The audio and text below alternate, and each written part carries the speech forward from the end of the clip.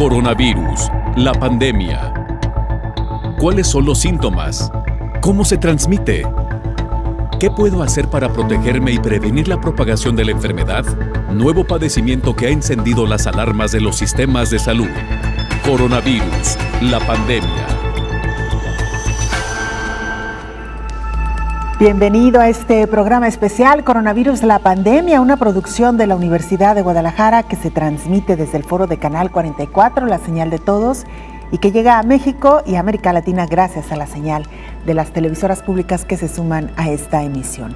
Hoy dedicaremos nuestro programa a hablar de un tema fundamental, la alimentación, la buena alimentación, como uno de los pilares claves para mantener la salud. Y esto ha quedado en evidencia en medio de esta pandemia de COVID-19. Enfermedades asociadas con los malos hábitos, como la obesidad, la hipertensión o la diabetes, se han convertido en uno de los principales factores de riesgo en medio de esta pandemia de COVID-19. Vamos a hablar también de los trastornos en la alimentación que se han agudizado. Se estima que el promedio de aumento de peso en la población durante esta pandemia por la ansiedad pasó de 3 a 10 kilos. La UNICEF advierte que uno de cada 2 niñas y niños en México no recibe alimentos o nutrientes necesarios, lo que afecta su desarrollo y crecimiento. Padres de familia reconocen que sus hijas e hijos consumieron comida rápida con más frecuencia durante el confinamiento por la pandemia de COVID-19. Hablaremos también de que Ecuador comenzó ya a vacunar contra COVID-19 a la población infantil, mientras que un estudio internacional muestra que hay mayor eficacia en la recombinación de biológicos. Por supuesto, tendremos los detalles. Pero vayamos directamente con nuestra compañera Isaura López Villalobos para que nos ponga en contexto. Con el paso de la pandemia COVID-19 por el mundo, los estilos de vida se modificaron de manera dramática. Aumentó el consumo de alimentos calóricos, procesados, azucarados, postres y dulces.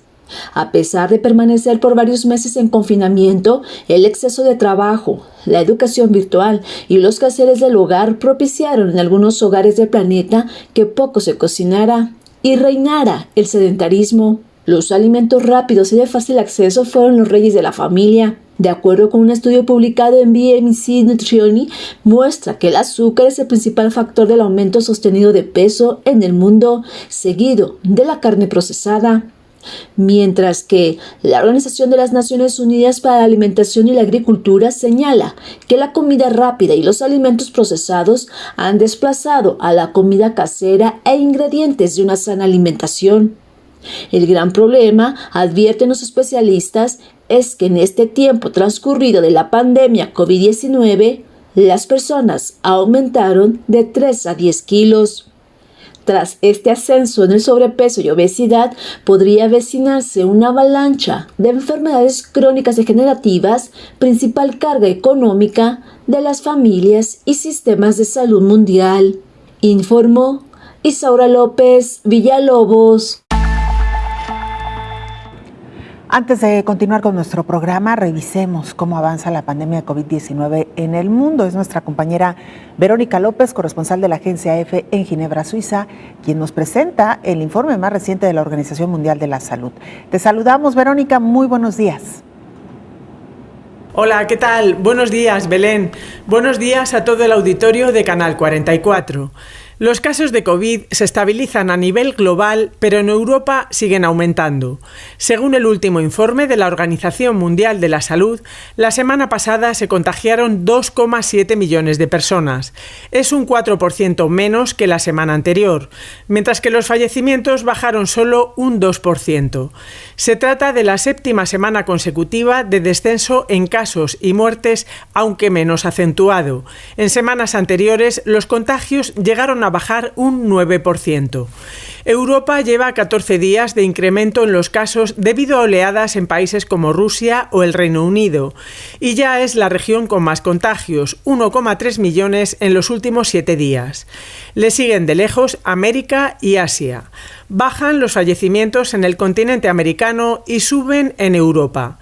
Estados Unidos sigue siendo el país con más casos absolutos, si bien estos bajaron un 11%, mientras que en segundo lugar está el Reino Unido con un 14% más de contagios que en la semana anterior. La OMS subrayó que la variante Delta, presente en más de 190 países, sigue siendo la dominante. Por su parte, el gobierno británico sigue muy de cerca la aparición de una descendiente de esta variante que podría ser más transmisible. Marruecos ha suspendido los vuelos con el Reino Unido y también con Alemania y Holanda. Y sigue preocupando la situación en Rusia, que vuelve a alcanzar un nuevo récord con 1.028 personas fallecidas en las últimas 24 horas y más de 34.000 contagios. Para frenar la expansión se va a declarar una semana no laborable en el país y en la capital, Moscú, vuelven al teletrabajo los no vacunados y los mayores de 60 tendrán que permanecer en casa los próximos 4 meses. En cuanto a las vacunas, por ahora se han administrado más de 6.700 millones, con lo que el 47,8% de la población global ha recibido al menos una dosis, una cifra que se reduce a tan solo el 2,8% en los países de bajos ingresos. Reportó desde Europa Verónica López para el programa Coronavirus, la pandemia. Gracias, Verónica, por este informe. Se lo adelantábamos ya al inicio del programa. El 16 de octubre se conmemoró el Día Mundial de la Alimentación, una fecha propicia para reflexionar sobre los hábitos alimenticios de la humanidad y máxime en una situación como la que actualmente atraviesa el mundo, una pandemia de la magnitud, del calibre de COVID-19. Para hablar de este tema, nos da mucho gusto recibir en este espacio al médico bariatra, doctor José Antonio Castañeda. Doctor, ¿cómo le va? Bienvenido. Belén, buenos días. Muchas gracias. Gracias por invitarme aquí a participar. Al contrario, doctor. Este tema. Sí, claro, al contrario. Gracias a usted por acompañarnos. Doctor, ¿cuál sería la primera reflexión que usted haría en medio de este llamado que hacen pues desde la Organización Mundial de la Salud hasta varios organismos a reflexionar sobre los hábitos alimenticios? ¿Por qué es importante alimentarnos bien? Bueno, es importante porque, seguimos arrastrando este problema. Ya tiempo atrás seguimos ocupando los primeros lugares de obesidad a nivel mundial, pero no tan solo en adultos, sino también en lo que son los niños, ¿no? Estamos hablando de que el 75% de la población adulta vive con sobrepeso y obesidad. Y ahorita, la tendencia es, según la Encuesta Nacional de Salud, es que en los pacientes jóvenes ya hay tendencia a que tengan sobrepeso y obesidad, y no solo esto, sino que se van agregando enfermedades relacionadas a la obesidad como diabetes, hipertensión, dislipidemias, que a tiempo atrás pues eran prácticamente temas de adultos, ¿no? Ahora se veía ya prácticamente en adultos, ahora ya se ve prácticamente en niños y en adolescentes, ¿no? Estamos hablando de que pues es un porcentaje bastante alto, ¿no? Claro. Doctor, ¿cuáles son los alimentos que más daño causan al organismo? ¿Cómo se procesan estos en nuestro cuerpo? ¿Y qué consecuencias tienen, digamos, ya directamente en nuestra salud? Si nos pudiera explicar cuál es la cadena desde donde empieza el mal hábito. Bueno, aquí el mal hábito comienza desde que no se empieza a incorporar a la dieta lo que son verduras, frutas, legumbres, granos, a la dieta del día a día, y al contrario, lo que se está viendo es un aumento en el consumo de almidones, de refinados, azúcares, grasas, sal, bebidas endulzadas. Ahorita en México creo yo que vamos avanzando, lento, pero vamos avanzando en la cuestión del etiquetado. Ahorita ya prácticamente el etiquetado es bastante llamativo, porque ya nos avisa si el alimento tiene alto contenido en calorías o en carbohidratos o en grasas. Lo que antes, era un etiquetado simple donde se describía el contenido como tal, pero la gente no está acostumbrada a leer ese etiquetado o a interpretarlo, entonces se optó por hacerlo un poquito más llamativo para que los padres de familia y las mismas personas pues sepan lo que se están llevando a la boca. En la cuestión de las sopas instantáneas, bueno, ya vimos también que ya se retiraron prácticamente de México porque, bueno, se ve que no tienen ningún tipo de aporte nutrimental, pero yo creo que todavía nos falta un poquito más, nos falta un poco más porque se siguen vendiendo bebidas gaseosas, alimentos procesados, dulces, inclusive alimentos o comida chatarra que ya no prácticamente no se consume en otros países, pero que en México todavía se sigue consumiendo, como las bebidas de cola, ¿no? Claro. Entonces, eso es por un lado. Por otro lado, bueno, pues fomentar más la actividad física, porque pues con todo esto de la pandemia, la tecnología, los celulares, las tablets, juegos en casa, bueno, ya no inspiran a que los niños y a que los adultos salgan a casa a hacer ejercicio al aire libre. Ya ni siquiera se gastan media hora al día en caminar o dar la vuelta. Ya esto ya no existe, ¿no? Y eso hace que la prevalencia de la obesidad y diabetes e hipertensión sea alta entre los mexicanos. Doctor, cuando tenemos una dieta alta en azúcares, en carbohidratos, en comidas procesadas, en bebidas endulzadas, ¿qué pasa en nuestro organismo? ¿Cómo se procesa este alimento y finalmente cómo afecta al organismo?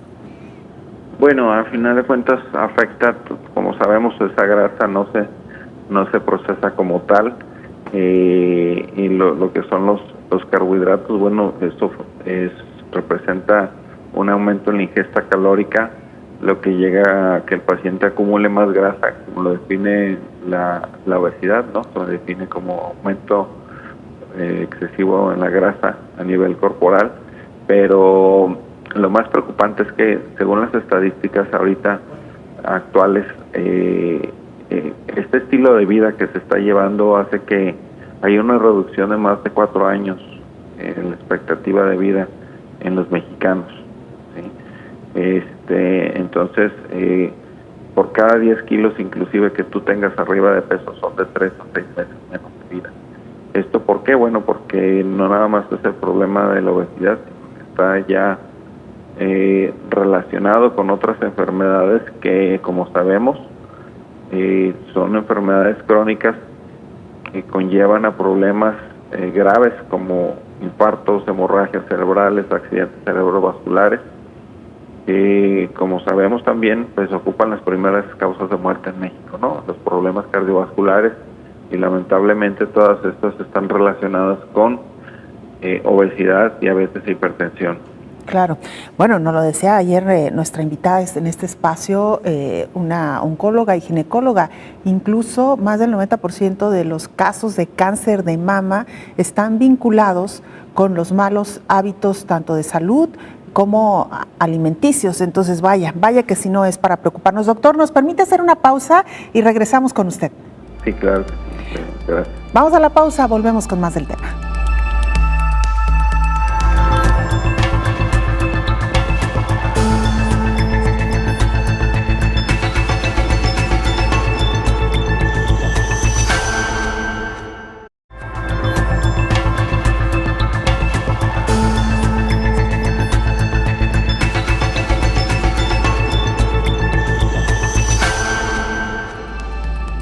Bueno, las cifras son realmente muy preocupantes. 1 de cada 5 niñas y niños en México vive desnutrición y o sobrepeso. Esto es lo que advierte la UNICEF. Un nuevo informe global publicado recientemente por la UNICEF señala que 1 de cada 2 menores de 2 años en México no recibe los alimentos o nutrientes necesarios para prosperar y crecer de manera adecuada, situación que está causando daños irreversibles en su desarrollo. El informe advierte que en el mundo, el aumento de la pobreza, la desigualdad, los conflictos y emergencias de salud como la pandemia de COVID-19 están contribuyendo a provocar una crisis nutricional entre los más pequeños, con pocas indicaciones de mejora en esta década. El informe es muy claro. En momentos clave de sus vidas, millones de niñas y niños pequeños están recibiendo una alimentación caracterizada por una ingesta insuficiente de nutrientes, que pone en peligro su desarrollo al causar daño irreversible en sus organismos y mentes.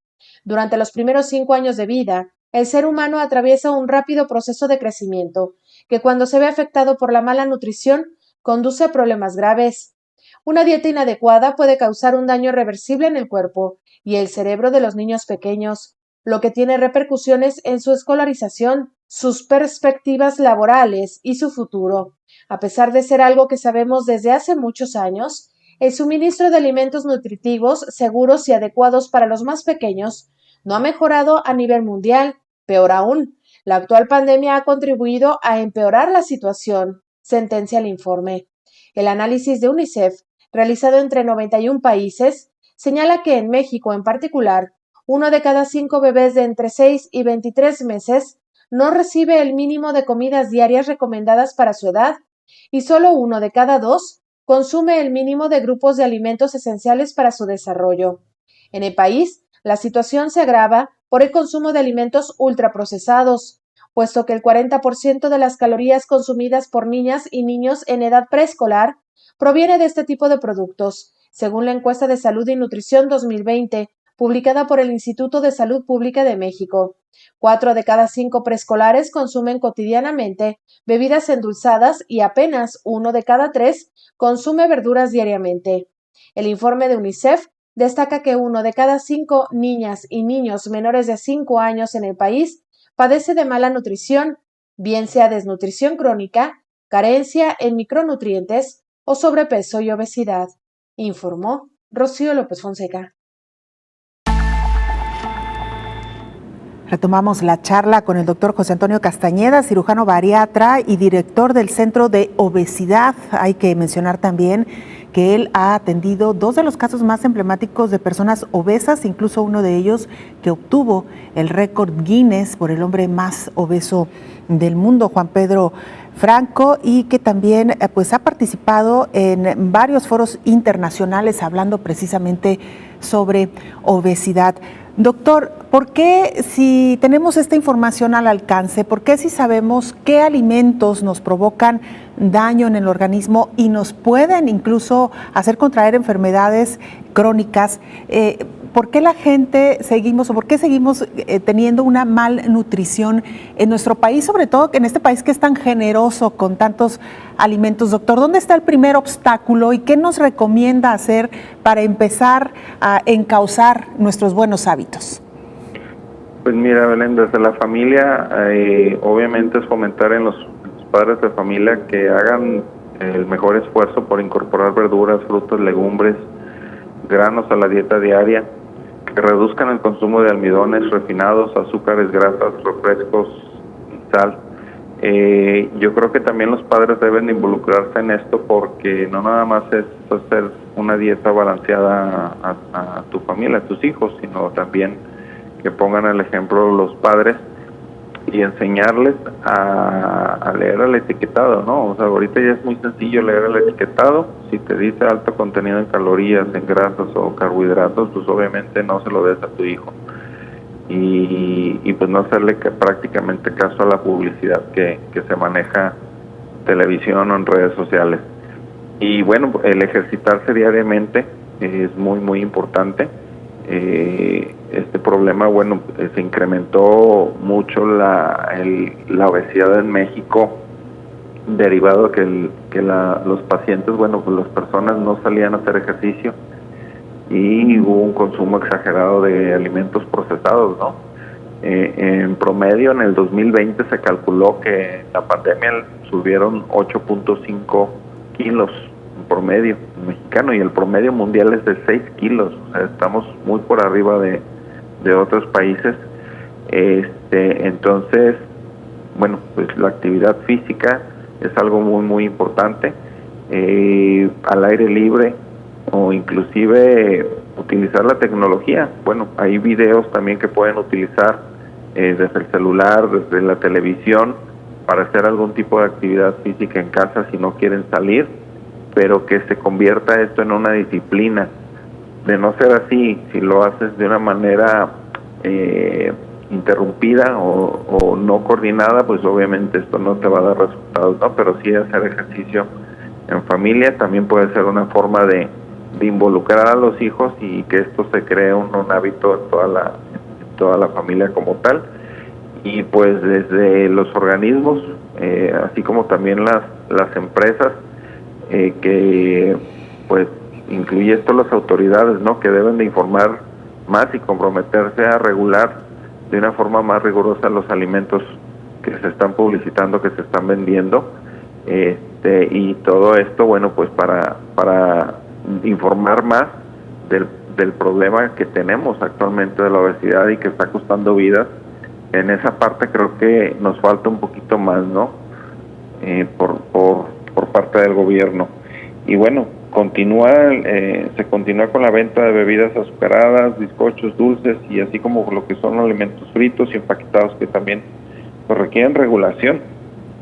Entonces todo esto, a final de cuentas, son cosas que se tienen que cambiar, porque de otra manera pues vamos a seguir siendo el país número 1 con obesidad, ¿no? Y no es un problema que se ha venido dando en los últimos años, ya tiene tiempo, ya tiene años este problema y bueno, pues se tiene que buscar una solución y no esperar más para hacer cambios, ¿no? Porque como bien sabemos, los efectos de la obesidad cada vez están presentes, pero no solamente en el adulto, sino ya actualmente a temprana edad y en niños como lo mencionan.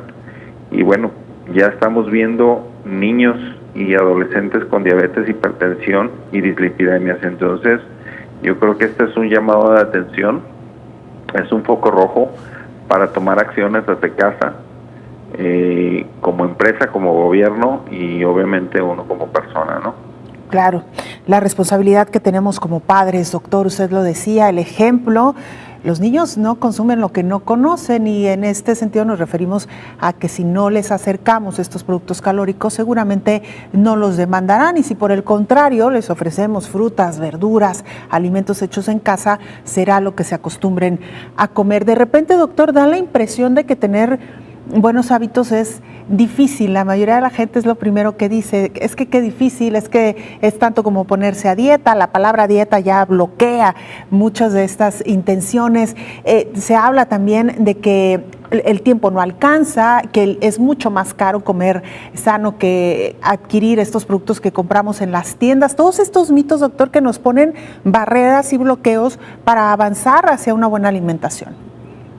Sí, mira, Belén, yo te puedo decir todas las estadísticas actuales de sobrepeso, obesidad, diabetes y cómo la pandemia desató más la obesidad entre los mexicanos. Y siempre, bueno, existe ese mensaje de que come bien, hace ejercicio, aliméntate sanamente, etcétera, etcétera. Pero yo como cirujano bariatra te puedo decir que en los 17 años que llevo tratando la obesidad, pero desde un punto de vista quirúrgico, es bien importante que la persona que tiene sobrepeso y obesidad se acerque a profesionales. Esto es, a un equipo multidisciplinario que incluya nutriólogo, psicólogo y un médico que esté al pendiente prácticamente si no se quiere llevar a cirugía, porque bueno, la cirugía a final de cuentas es la última herramienta que se tendría que elegir para acabar con la obesidad de manera definitiva. Pero si tú tienes a tu hijo que ves que tiene sobrepeso, o tú como adulto ves que tienes sobrepeso, obesidad, no te acerques a una dieta, no te acerques a un nutriólogo, acércate a un grupo de profesionales que te puedan ayudar, porque el tema de la obesidad no solamente implica la dieta, implica que hay una adicción a comer mal. Y bueno, es un problema que no nomás le compete al nutriólogo, sino también a la parte psicológica, porque nosotros le podemos dar dieta a los pacientes y la dieta, te lo aseguro, que la van a pegar en el refrigerador y la van a seguir un par de semanas, y al cuarta semana ya prácticamente esa dieta va a estar por el suelo, por otro lado, y no le van a dar continuidad a la dieta, ¿no? Pero de otra manera, si tú esto lo combinas con actividad física y evaluaciones psicológicas constantes, créeme que los resultados van a ser diferentes. Y esa parte creo que no muchos pacientes la conocen, lamentablemente, porque constantemente se nos está invadiendo de información por redes sociales, por televisión, en las escuelas, de comer sanamente, pero bueno, si tienes una persona que emocionalmente no está apta, no está preparada para seguir indicaciones como tal, pues así tenga el mejor ejercicio y la mejor dieta, no va a lograr el objetivo, que es bajar de peso. Totalmente de acuerdo, doctor, y ya lo invitaremos en otra ocasión, que nos daría mucho gusto que nos acompañara para hablar específicamente sobre estos casos, doctor, estos casos que requieren de una ayuda multidisciplinaria para poder atender su enfermedad, porque la obesidad es una enfermedad, y sobre todo detectar quiénes tienen obesidad, quiénes ya están en un serio riesgo y quiénes todavía están a tiempo de, con algunos ajustes y adecuaciones a sus hábitos, pueden mejorar su salud. Doctor, qué gusto charlar con usted, muchas gracias por acompañarnos este día. No, a ti, Belén, muchas gracias por la oportunidad y espero que haya sido de utilidad esta charla. Claro que sí, doctor, gracias. Es el doctor José Antonio Castañeda, médico bariatra.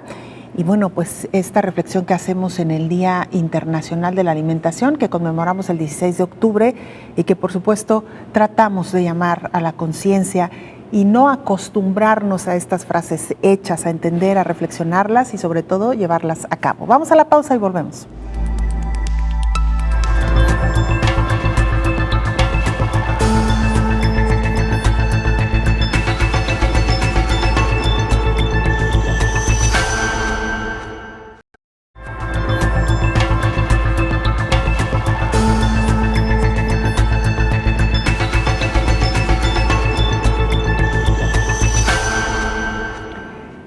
Continuamos hablando de alimentación y pandemia COVID-19. 1 de cada 5 padres de familia reportó que sus hijos consumieron más comidas rápidas durante la pandemia. Aunque muchos padres dicen que su familia ha comido más saludablemente desde el comienzo de la pandemia, 1 de cada 5 reportó que sus hijos consumió comida rápida con más frecuencia, según la encuesta nacional del Hospital Infantil CSMOD de Salud de la Universidad de Michigan. La pandemia interrumpió muchas rutinas familiares, incluido dónde y qué comen, dijo Gary Fried, codirector de la encuesta y pediatra del hospital. Aproximadamente 1 de cada 6 padres dice que su hijo come comida rápida al menos 2 veces por semana, de acuerdo con la encuesta representativa a nivel nacional que se basa en las respuestas de 2019 padres de niños en edades desde los 3 hasta los 18 años.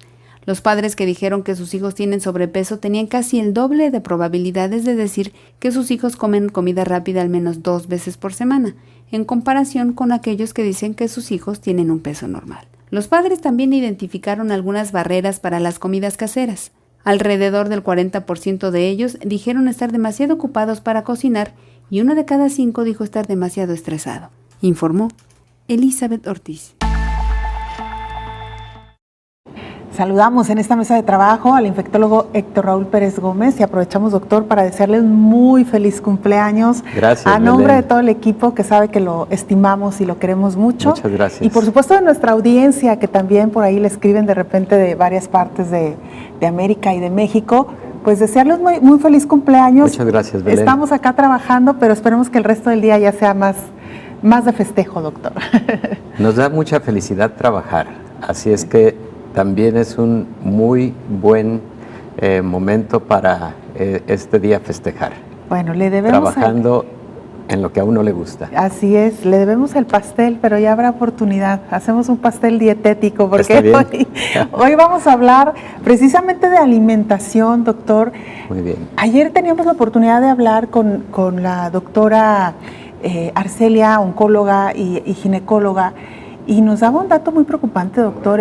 Más del 90% del cáncer de mama en mujeres está vinculado pues a estilos de vida. Así es. Hábitos alimenticios, ausencia de ejercicio, contaminantes. Sí. La cifra no es nada menor, doctor. Y si esto lo traspolamos a otros padecimientos, incluido el riesgo en el que se pone una persona frente a COVID-19, pues la verdad es que sí es para preocuparnos, doctor. Definitivamente. Y es que la obesidad, Belén, es un estado de trastorno metabólico y también inflamatorio. Las células del organismo, y no solamente las células del tejido adiposo, sino todas, sufren un proceso inflamatorio cuando existe obesidad, y esa inflamación puede llevar a muchos trastornos adicionales, incluidos algunos que están relacionados con cáncer. Por eso, efectivamente, en el cáncer de mama no existe un factor etiológico, una causa específica, pero sí existen factores de riesgo, y uno de ellos es la obesidad, precisamente. Y en el caso de COVID, sabemos que la obesidad ha sido uno de los factores de riesgo de gravedad y uno de los factores de riesgo de mayor letalidad por esta enfermedad. Cuando se junta COVID y obesidad, el riesgo de muerte se incrementa hasta en 7 veces comparativamente con quien no tiene este factor de riesgo. Y por otro lado, la obesidad sabemos que conduce a complicaciones metabólicas diversas como diabetes, también complicaciones cardiovasculares como hipertensión arterial, infarto agudo del miocardio, y también, evidentemente, trastorno de los lípidos, hipercolesterolemia, hipertrigliceridemia, que esa también es una epidemia mundial impresionante. Mira, de enfermedades no infecciosas existe una epidemia impresionante combinada de diabetes, obesidad, hipertensión, colesterol elevado, triglicéridos elevados. Y esto de forma conjunta es la principal causa de muerte y enfermedad en el mundo. En el mundo, la primera causa de muerte son las enfermedades cardiovasculares, y detrás de una enfermedad cardiovascular casi siempre hay alguno de estos factores, y además el factor tabaquismo, ¿no? La obesidad que para algunos países representa hasta un 35%, pero cuando hablamos de sobrepeso, que digamos es una etapa previa a la obesidad, hasta 45% en algunos países como México, por ejemplo, de sobrepeso, y hasta 35% de obesidad. Una situación que además afecta a todos los grupos de edad. El caso de México es lamentable en términos de obesidad infantil.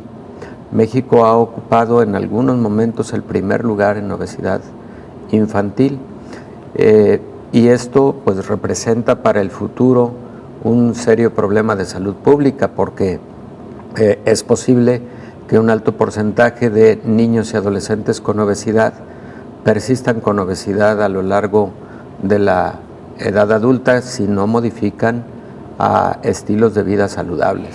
¿Sabe qué me preocupa, doctor? Que pareciera que nos hemos acostumbrado a escuchar que una mala alimentación es dañina para la salud.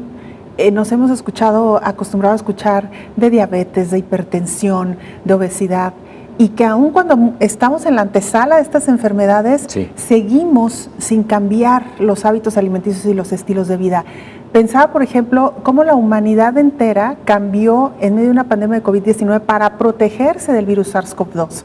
Pero no hemos hecho lo mismo, doctor, frente a otras enfermedades donde también depende de nosotros que estas pandemias, porque también se pueden considerar así sigan avanzando, doctor. Efectivamente, y sí son pandemias, porque las sufre la mayor parte de la humanidad y porque son enfermedades que están resultando un látigo, un flagelo para la salud pública mundial. Y tienes toda la razón, Belén, si no modificamos esto, en el futuro cercano, estas enfermedades van a representar el 80% en los costos de atención a la salud. Y para estas enfermedades, los costos de atención son mucho más altos porque al hablar, por ejemplo, de infarto agudo del miocardio, al hablar, por ejemplo, de enfermedad cerebrovascular, esas enfermedades que llevan a los pacientes a unidades de cuidados intensivos cuestan su atención hasta 10 veces más de lo que cuesta la atención de una enfermedad, más común, menos complicada. Y por esa situación, Belén, el riesgo de un colapso económico en los sistemas de salud es inminente si no se modifica esta tendencia de los riesgos a la salud pública por enfermedades, obesidad, metabólicas en general y también cardiovasculares. Doctor, y lo decíamos ya anteriormente, hay muchos obstáculos mentales que nos permiten hacer estos cambios y muchos mitos también. No se trata de vivir comiendo zanahorias crudas y lechugas, se trata simplemente de eliminar todos aquellos productos que nos producen daño y que además los conocemos porque lo mencionamos constantemente y de tratar de regresar a estos alimentos y a estas comidas con las que muchas todavía de nuestras generaciones crecimos, doctor. Sí, Belén, definitivamente. Lo que ocurre es que a veces de estos alimentos hacemos lo cotidiano y probablemente deberíamos verlo en sentido contrario, de tener una alimentación sana que no por sana deja de ser agradable, sabrosa, puede serlo, y por otro lado, cuando hay el gusto por algún alimento que aunque no sea del todo sano, pero hay el gusto por consumirlo, que sea esporádico, eso sí se vale, pero cuando es lo cotidiano, ahí es cuando vienen los problemas, ¿no? La cantidad, doctor. La cantidad y la frecuencia con la que Así consumimos esos alimentos. Doctor, vamos a retomar el tema, claro. Si me permite antes, vamos con Gabriel Romano, corresponsal de la agencia EFE en Bolivia, para que nos actualice información. Gabriel, te escuchamos, adelante. Hola, ¿qué tal? Buenos días, Belén, buenos días a todo el auditorio de Canal 44. Bolivia está ante una lenta y sostenida escalada de casos de contagio en lo que se cree es la cuarta ola advertida ya por las autoridades de sanidad nacionales y regionales. Esta semana constituye la segunda seguida en la que se ha advertido un incremento de casos tras 15 semanas en las que el descenso de reportes se ha mantenido luego del tercer pico de contagios que afectó al país de manera más intensa entre principios de mayo y julio. Desde el Ministerio de Salud ya se ha adelantado que actualmente la mayoría de casos graves que han llegado a salas de cuidados intensivos en hospitales pertenece a personas que no se vacunaron y que es justamente la población que podría ser la más afectada en caso de que un cuarto evento epidemiológico se manifieste. El gobierno del país se alista para incorporar a adolescentes de 16 y 17 años al programa de vacunación contra la COVID-19. Un proceso que comenzó desde fines de enero y que ha logrado casi 3,5 millones de primeras dosis aplicadas y más de 2,5 millones de la segunda, a las que deben sumarse también casi 1 millón de dosis únicas. La población vacunable estimada en Bolivia es de 7.2 millones de personas. Bolivia aplica vacunas del tipo Sinopharm, Sputnik V, AstraZeneca, Pfizer y Janssen. El país acumula casi 19.000 muertes y más de 500.000 de casos confirmados desde el inicio de la pandemia en marzo del año pasado. Reportó desde Bolivia Gabriel Romano para el programa Coronavirus, la pandemia. Muchas gracias, Gabriel. Con este informe vamos a la pausa y regresamos con más.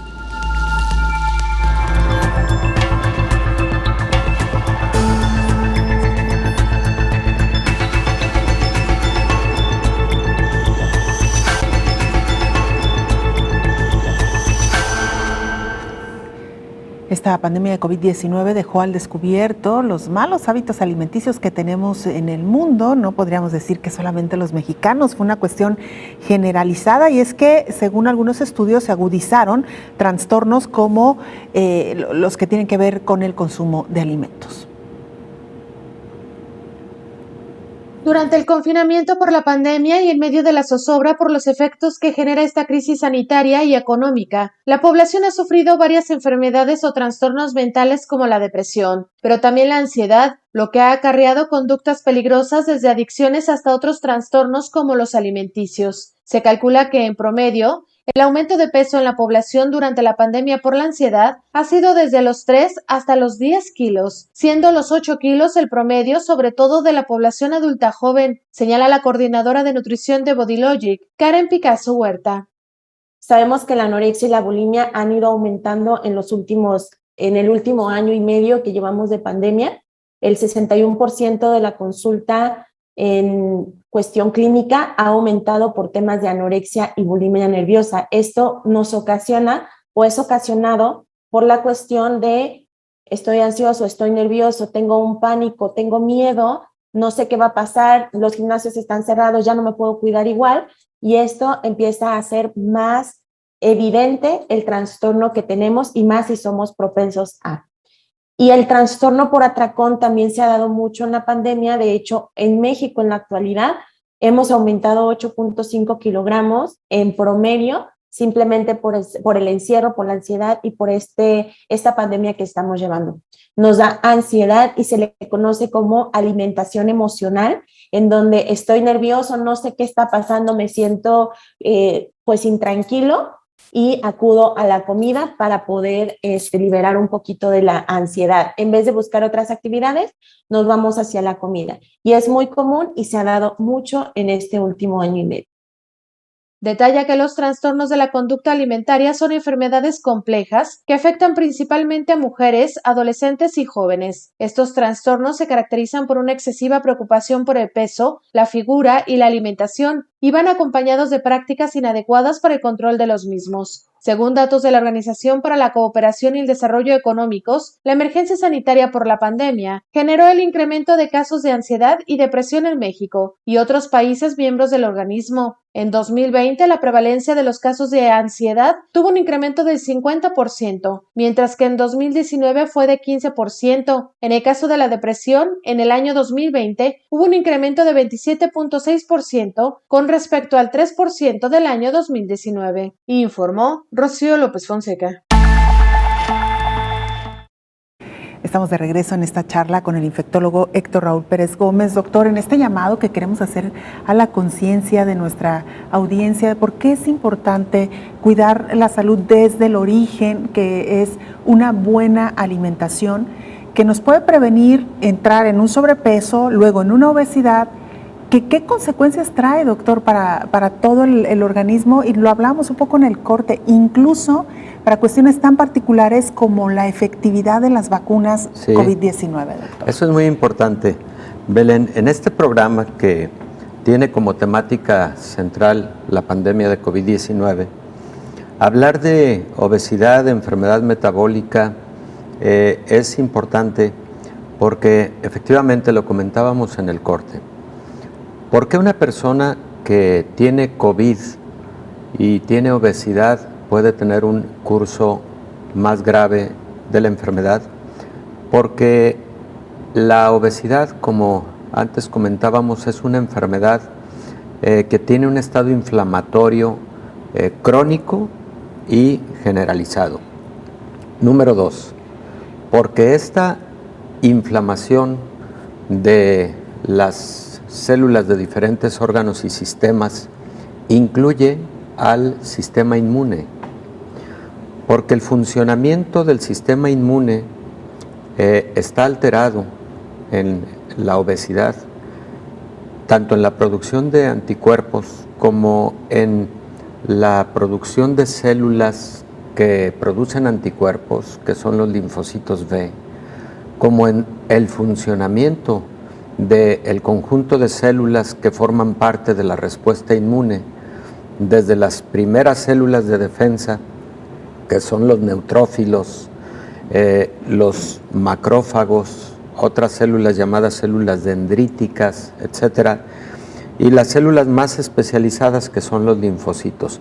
Todas se ha identificado que tienen trastorno en su funcionamiento en las personas con obesidad.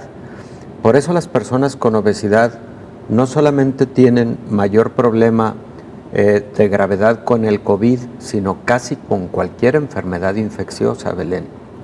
Y segundo, y tú lo has dicho con mucha claridad, el desempeño de las vacunas en presencia de obesidad. Cuando hablamos de que una vacuna tiene un porcentaje de efectividad, pongamos el ejemplo de la vacuna anti-COVID, la que tú quieras. 93% de efectividad, lo decimos en global, pero cuando tú diferencias cada grupo, por ejemplo, el grupo de edad, por ejemplo, el si hay o no obesidad, el si hay o no diabetes, etcétera, etcétera, y realizas un análisis estadístico de riesgo, te encuentras con el hecho de que las personas con obesidad pueden tener menor respuesta inmune a las vacunas y también pueden tener, por lo tanto, menor efectividad o eficacia en el desempeño de las vacunas. Y esto lo tenemos bien identificado con vacunas como la de la influenza, por ejemplo, y ahora ya con la vacuna anti-COVID. Entonces, sí, hablamos de un porcentaje global, pero de forma diferenciada, las vacunas desempeñan menos eficientemente en personas con sobrepeso y obesidad o en personas, por ejemplo, con diabetes. De ahí la importancia del control de estas enfermedades. Y Belén, lo que tú comentabas hace un momento es que evitar la obesidad desde tempranas edades, desde tempranas etapas de la vida, porque esto evitará esas complicaciones cardiovasculares de las que acabamos de hablar hace un momento, antes del corte, pero también todas esas complicaciones de carácter infeccioso que están bien identificadas ante la presencia de sobrepeso y obesidad. Claro, el acostumbrar al paladar, doctor, a ciertos sabores, claro, y a ciertos alimentos también, incluso hasta de texturas cuando hablamos de los niños. Claro. Porque hay niños que sí que es verdad que son bastante remilgosos, les decimos, ¿no? Cuando sienten alguna textura que no les agrada, pero cuando los acostumbramos desde pequeñitos y vamos formando esos hábitos alimenticios, seguramente tendremos adolescentes y luego adultos que estarán acostumbrados a este tipo de alimentación y no buscarán alguna otra, doctor. Sí, Belén, te escuché alguna vez una frase sobre el hecho de que comer sano no sea comer tristemente, ¿no? Sí. Se puede disfrutar igual con una buena alimentación, con buenos nutrientes, pero es importante también generar ese hábito desde tempranas épocas de la vida. Y decir, usted también lo decía, doctor, todo se puede, depende de las cantidades, ¿no? Y no significa renunciar a algo que también es muy propio de la comida mexicana y un poco con perdón de quienes nos ven en otros países, pero sí que nuestra dieta, que tiene mucha cantidad de carbohidrato, aunque también es verdad que tenemos mucha verdura y muchas frutas, una variedad muy amplia, por ejemplo, la tortilla, doctor, que es algo que acompaña mucho las mesas de los mexicanos, los tacos, ni qué decir, tamales, las tortas, todo lo que se le considera la dieta T, es que no tenemos que renunciar a ello, simplemente saber en qué momentos del día consumirlo, claro, y qué cantidades debemos de consumir. ¿Qué cantidades y con qué frecuencia, no? Es diferente hacerlo de forma esporádica y que lo habitual, lo de cada día, sea mucho más sano, con menos carbohidratos, con menos grasas saturadas, sobre todo,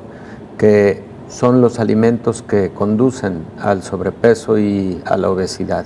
Sí. Entonces, que el día a día sea de más actividad física, sea de más verduras, sea de más proteína, de menos grasa, de menos carbohidratos, y que esporádicamente nos podamos dar ese gusto que todos tenemos, pero que no sea lo cotidiano. Claro, doctor, y acercarse a los expertos cuando ya se tiene un problema, claro, más serio, ¿no, doctor? Porque la atención de estos problemas debe ser además integral.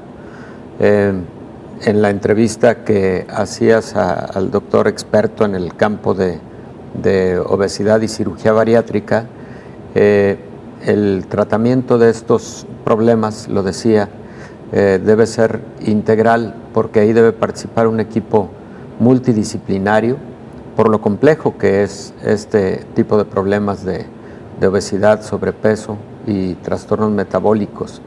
Y Belén, hay otro apartado que son los trastornos de la alimentación, en donde están predominantemente la anorexia y la bulimia. La anorexia y la bulimia, que aunque se traducen en un serio problema de nutrición con pérdida de peso significativa y todas las consecuencias que esto puede traer, estos problemas conocidos como trastornos de la alimentación tienen un trasfondo predominantemente psicológico, predominantemente relacionado con la salud mental, relacionado con la salud psicológica, afectiva, etcétera, del entorno familiar y social de quien sufre estos problemas. Y como dato, existen algunas publicaciones que sugieren que se ha incrementado el problema de los trastornos alimenticios durante la pandemia.